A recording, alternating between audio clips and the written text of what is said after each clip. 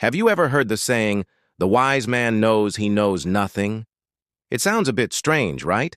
But what if I told you that embracing this idea could be the very key to survival, not just for us, but for creatures in the wild, too?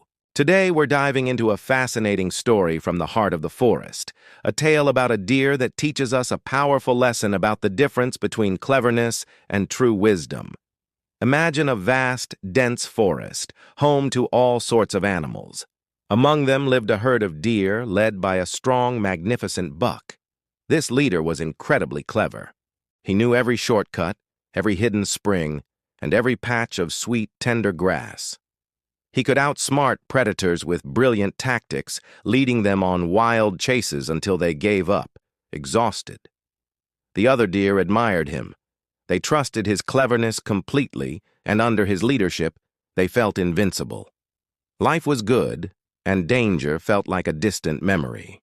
But in the same herd lived another deer, a quieter, more observant one. Let's call him Bodhi. Bodhi wasn't as flashy or as quick as the leader. Instead of just learning the known paths, he spent his time exploring the unknown edges of the forest.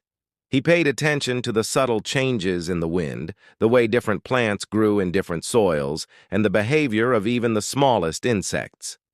While the others celebrated their leader's latest escape, Bodhi would quietly observe, noticing things others missed. He saw that their usual tricks were becoming predictable. He noticed the predators were learning, adapting.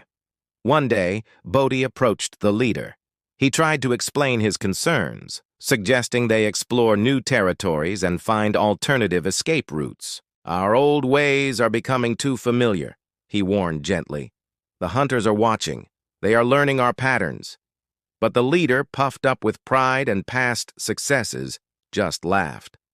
"Why change what works?" he scoffed. "My plans have never failed. Your worrying is pointless. Trust in my cleverness."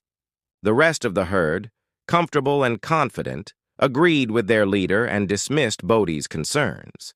Then, the inevitable happened. A group of skilled hunters entered the forest. They didn't fall for the usual tricks.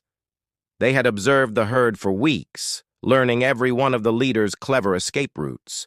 They set up traps along the familiar paths and waited. When they finally made their move, the herd, led by their confident leader, ran straight into the ambush. Panic erupted. The clever plans that had worked so many times before were now the very cause of their downfall.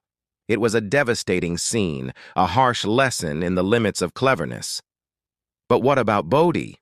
Because he hadn't blindly followed the crowd, because he had sought out new knowledge and prepared for the unexpected, he knew a different way. He had discovered a little-known, difficult path through a rocky gorge that the hunters had overlooked. It wasn't an easy or a clever path. It was a challenging and uncertain one, but it was safe. While the rest of the herd faced disaster, Bodhi, using his hard-earned wisdom, quietly led a few others who had heeded his quiet warnings to safety. He didn't survive because he was smarter or faster, but because he was wise enough to know that he didn't know everything. This story isn't just about deer in a forest. It's a mirror for our own lives. How often do we rely on our clever routines, our past successes, and refuse to learn or adapt? True wisdom isn't about having all the answers. It's about recognizing that the world is constantly changing and that we must remain humble, curious, and open to new possibilities. It's about understanding that what worked yesterday might not work tomorrow. So, let's take a lesson from Bodhi the deer. Let's be brave enough to question our own assumptions, to explore new paths, and to value the quiet wisdom of observation over the loud confidence of mere cleverness. Thank you so much for watching and sharing this story with me. If this message resonated with you, please hit that like button and subscribe for more stories that make you think. I'd love to hear your thoughts in the comments below. Until next time, stay curious and stay wise.